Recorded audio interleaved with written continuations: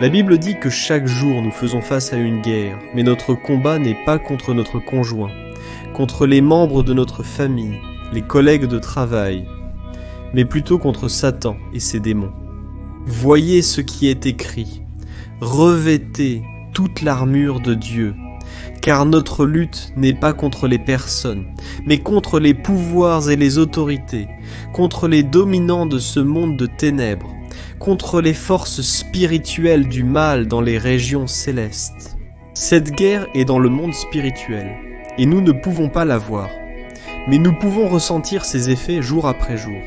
L'ennemi essaiera par tous les moyens d'empêcher vous et moi de marcher avec Dieu. Il profitera de nos faiblesses charnelles pour nous faire tomber dans la tentation. Il utilisera des personnes pour nous humilier et augmentera le poids de nos problèmes pour voler notre paix. Il y a quelques années, lorsqu'une personne subissait une crise cardiaque, elle avait peu de chances de survie, car il ne savait pas ce qui lui arrivait et ignorait tous les symptômes jusqu'à ce qu'il soit trop tard. Mais avec les progrès de la médecine, ils ont commencé à identifier des signes d'alerte communs, tels que l'inconfort, la pression thoracique, la douleur dans les bras, l'essoufflement. Alors ils ont commencé à diffuser ces signes aux autres personnes, et cela a considérablement augmenté le taux de survie de ces victimes d'attaques cardiaques. Et d'une manière très similaire, nous chrétiens subissons également des attaques. Mais ces attaques sont spirituelles, et lorsque nous sommes attaqués par l'ennemi, il est essentiel que nous connaissions les signes d'alerte que vous subissez une attaque spirituelle. C'est que vous perdez le désir de chercher Dieu. L'objectif principal de toute attaque de l'ennemi est d'empêcher l'œuvre de Dieu de se réaliser dans votre vie. C'est pourquoi le premier signe que vous êtes attaqué est que vous n'avez plus envie de chercher Dieu. Je sais que nous, en tant que chrétiens, ne devons pas dépendre de nos sentiments, car la Bible dit que nous devons vivre par la foi. Mais il y a une différence entre faire quelque chose par obligation et faire quelque chose parce que nous voulons le faire, parce que nous ressentons un désir, et quand nous sommes passionnés par Dieu, quand nous aimons le Seigneur de tout notre cœur, nous prenons plaisir à faire son œuvre, à faire sa volonté. Mais c'est ce que l'ennemi va essayer de vous voler. Alors, faites attention à l'état de votre cœur. Le deuxième signe que vous subissez une attaque spirituelle est votre épuisement physique. Je sais que cela ne semble pas très spirituel, mais souvenez-vous que nous sommes esprit, âme et corps. Et si notre corps est faible, si nous nous épuisons physiquement, nous avons du mal à surveiller nos pensées qui font partie de notre âme. Et à cause de cela, nous recevons nos plus grandes attaques de l'ennemi, juste avant de recevoir une grande bénédiction, une grande victoire, et aussi juste après que nous avons été bénis par Dieu. Alors soyez vigilants lorsque vous traversez une grande épreuve, et cela peut être un signe clair que Dieu prépare quelque chose de grand pour vous. Ou alors si vous avez reçu une grande bénédiction, soyez également vigilants, car l'ennemi va vous fatiguer, vous épuiser, et vous n'aurez alors plus envie de chercher Dieu. Le troisième signe que vous subissez une attaque spirituelle est le manque de ressources dans votre vie. Si vous rencontrez beaucoup de portes fermées, beaucoup de moments difficiles, c'est dans ces moments que l'ennemi va profiter de cette opportunité et il va vous faire détourner vos yeux de Dieu et les poser sur cette opportunité plus facile, sur ce raccourci, sur ce chemin que vous savez n'est pas de Dieu, mais qui est la solution la plus rapide. Alors faites très attention, car si l'ennemi parvient à vous rendre plus inquiet, plus anxieux que d'adorer Dieu, il atteindra son but, qui est de vous éloigner de la présence de Dieu. Alors soyez attentifs à ce qui est dans votre cœur, et la Bible dit que nous devons garder notre cœur plus que tout, car c'est de lui que proviennent toutes les sources de notre vie. Alors, faites attention et surveillez quels ont été vos chemins. Quelles ont été les options qui se présentent à vous? Vous devez prier d'abord, avant de prendre une décision. Alors, comme je l'ai dit, vous serez tenté lorsque vous manquerez de ressources, lorsque vous n'aurez rien, lorsque le garde-manger de votre maison sera vide, lorsque vous n'aurez pas d'argent, lorsque quelque chose manquera dans votre vie. Mais le diable vous tentera aussi lorsque vous aurez tout, lorsque tout commencera à bien se passer.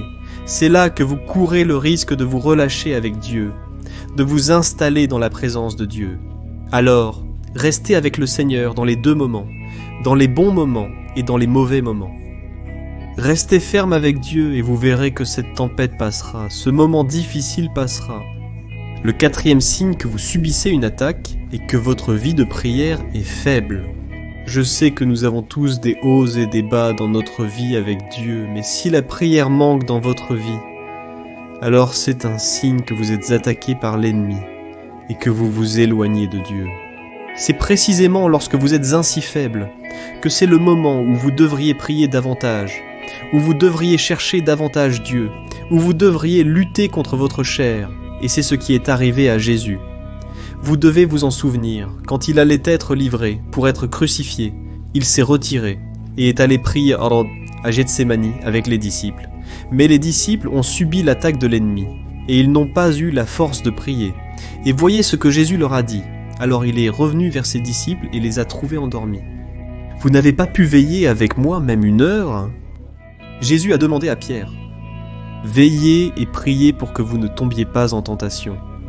L'esprit est prêt, mais la chair est faible. » Alors soyez très attentifs. Quand quelqu'un vous appelle à prier, quand quelqu'un demande une prière, quelle a été votre réponse? Avez-vous prié ou avez-vous remis à plus tard? Quand quelqu'un vous invite à une réunion de prière, soyez très attentifs, car si votre vie de prière est faible, votre communion avec Dieu sera également faible et l'ennemi profitera de cette situation pour vous éloigner des voies du Seigneur. Le 5e signe que vous êtes attaqué par Satan est que vous êtes submergé par les circonstances. Je sais que nous passons tous par des moments difficiles, mais il y a cette attaque de l'ennemi pour mettre un fardeau plus lourd sur vous, un poids plus lourd pour que vous ne puissiez pas voir une issue. Il est dit dans les Proverbes chapitre 13 que l'espoir différé fait languir le cœur, mais le désir accompli est un arbre de vie. Alors, souvent l'ennemi va faire en sorte que vous soyez faible face aux adversités. Il va mettre dans votre esprit que les promesses de Dieu ne vont pas se réaliser, que vous êtes trop faible, que vous n'allez pas réussir à aller jusqu'au bout. Mais tout cela va rendre votre cœur malade. Mais la Bible dit aussi dans Hébreux chapitre 11 que la foi est la certitude de ce que nous espérons et la preuve des choses que nous ne voyons pas. Alors mon frère, mets la foi dans ton cœur, enlève tout découragement, tout manque de foi, car cela va perturber ta vie. Et si l'ennemi réussit à te faire perdre ton espoir, il te fera perdre ta foi. Si quelque chose n'a pas fonctionné dans votre vie, cela ne veut pas dire que ça ne marchera jamais. Si les promesses de Dieu semblent tarder, cela ne signifie pas qu'elles ne se réaliseront pas. Ou si quelqu'un a trahi votre confiance, cela ne signifie pas que toutes les personnes sont ainsi. Alors, n'abandonnez pas. Ne fermez pas votre cœur, libérez le pardon et surtout ne cessez pas de chercher Dieu. Ne laissez pas l'ennemi voler la graine de foi et d'espoir que le Seigneur lui-même a placée en vous. Et le 6e signe que vous subissez une attaque maléfique et que vos vieilles habitudes et vos péchés commencent à ressurgir dans votre vie. Souvent, vous commencerez à ressentir le désir de pratiquer ces vieilles habitudes et ces péchés que vous aviez déjà surmontés dans le passé. Alors soyez vigilants. Cela se produit généralement lorsque les choses commencent à devenir difficiles et que votre chair commence à vouloir un moment de repos, un moment de plaisir. Souvent, vous rentrerez fatigué du travail après une journée épuisante et vous penserez « Ah, je mérite un repos, je mérite un moment de loisir, de plaisir. » Mais cela ne signifie pas que vous devez pécher. Cela ne signifie pas que vous devez vous réfugier dans le péché. Beaucoup de personnes commencent à avoir des problèmes, commencent à boire à nouveau, à se droguer, à avoir des relations sexuelles en dehors de la volonté de Dieu. Alors, faites très attention. L'apôtre Paul a dit que nous ne devons pas ignorer les intentions de Satan. Alors, la meilleure façon de surmonter cela est d'être sincère avec la pratique de ces anciens péchés. Finissent par abandonner la foi. Et aujourd'hui, pratiquer ces anciens péchés finissent par abandonner la foi. Et aujourd'hui, ont une énorme difficulté à revenir à la présence de veiller, prier et ne pas abandonner. Et là dans Galates, chapitre veiller, prier et ne pas abandonner. Et là dans Galates, chapitre 5, verset 1, il est dit « C'est pour la liberté que Christ nous a libérés. Donc restez fermes et ne vous laissez pas soumettre à nouveau à un joug d'esclavage. » Le prochain signe que vous subissez une attaque ennemie, c'est que vous commencez à vous éloigner de ces amitiés que Dieu avait mises sur votre chemin. Regardez votre vie et autour de vous. Avez-vous fréquenté l'église? Avez-vous marché avec des personnes qui vous rapprochent de Dieu? Sinon, soyez sûr, l'ennemi travaille dans votre vie pour vous éloigner à travers les amitiés. Alors, commencez à remarquer ces personnes avec qui vous parliez avant, et aujourd'hui vous voulez vous éloigner d'elles. Cela peut être un signe que vous voulez plus les choses du monde, et vous savez que si vous êtes proche de ces personnes, elles vous amèneront à prier, à chercher Dieu, et peut-être que c'est quelque chose que vous ne voulez plus. Et la Bible dit dans 1 Corinthiens chapitre 15, ne vous y trompez pas, les mauvaises compagnies corrompent les bonnes mœurs. Ce sont les 7 signes que vous subissez une attaque spirituelle. Il peut y en avoir d'autres, mais je me suis concentré sur ces 7-là. Et maintenant, je veux vous parler des 5 attitudes que vous devez adopter pour vaincre les attaques de l'ennemi. La première chose, la plus importante, vous ne pouvez pas oublier qui vous êtes. Sachez que vous n'avez pas seulement changé de religion lorsque vous avez suivi le chemin de Dieu. Lorsque vous avez donné votre vie à Jésus, la Bible dit que vous avez été transporté des ténèbres à la lumière. Donc, spirituellement parlant, vous avez changé de côté. Maintenant, vous êtes du côté du vainqueur et faites très attention si vous pratiquez les œuvres des ténèbres, car maintenant vous n'appartenez plus à ce monde, vous appartenez au royaume de Dieu. La deuxième attitude que vous devez adopter est de ne pas ignorer votre temps et votre lieu de prière. Ces 2 choses sont très importantes pour que vous ayez une vie bénie, un temps de prière tous les jours et un lieu pour prier. Pourquoi dis-je cela ? Parce que souvent nous sommes entourés de tant de personnes et nous devons réserver un endroit spécial. Parfois, que ce soit votre salle de bain, votre chambre, la cuisine, peu importe, prenez un moment pour parler à Dieu, cela sera très important. La troisième attitude que vous devez adopter est de ne pas abandonner l'endroit où vous rechargez vos énergies. Cet endroit est peut-être votre église où vous vous réunissez, l'endroit idéal pour vous chercher Dieu, pour vous prier. Là, vous allez louer le Seigneur avec les frères. Vous allez recevoir une parole venant de Dieu. Alors, n'abandonnez pas les endroits où vous rechargez vos énergies. Peut-être est-ce une cellule dans la maison de quelqu'un, une réunion de prière chez vos amis. Alors, restez près de ces endroits, de ces personnes qui vous rapprocheront de Dieu. La 4e attitude que vous devez adopter, ne vous éloignez pas de vos amis spirituels. Des amis, comme je l'ai dit, qui vous rapprocheront du Seigneur. Parce qu'il est toujours bon d'apprendre de ces personnes qui vivent avec Dieu, qui font quelque chose que vous ne faites pas, et elles pourront vous donner des conseils sages.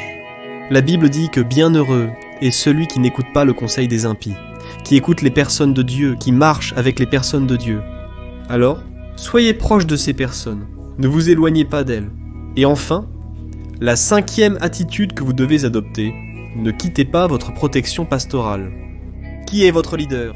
Qui est votre pasteur?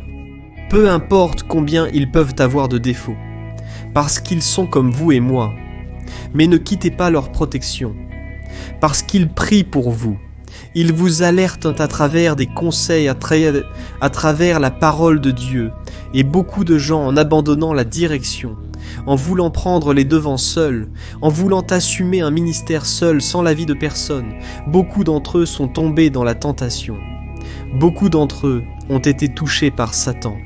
Alors, voici les 5 conseils que je veux vous donner. Et si vous êtes attaqué par l'ennemi, souvenez-vous que Dieu vous donne toujours le pouvoir de choisir. Alors, si vous décidez de chercher Dieu, il n'y a aucun pouvoir de l'enfer qui vous empêchera de marcher avec le Seigneur. Croyez en cela. Dieu vous a donné le choix, et vous pouvez faire le choix maintenant. Il n'y a aucun pouvoir dans ce monde qui peut vous abattre. Parce que votre lutte est spirituelle, et vous allez spirituellement à partir d'aujourd'hui, d'accord ? Dieu est le plus intéressé par votre vie.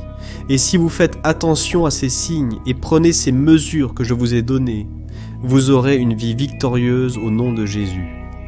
Je suis le pasteur Antonio Junior et c'était une autre parole de foi. Abonnez-vous à ma chaîne et partagez cette vidéo avec vos amis. Que Dieu te bénisse.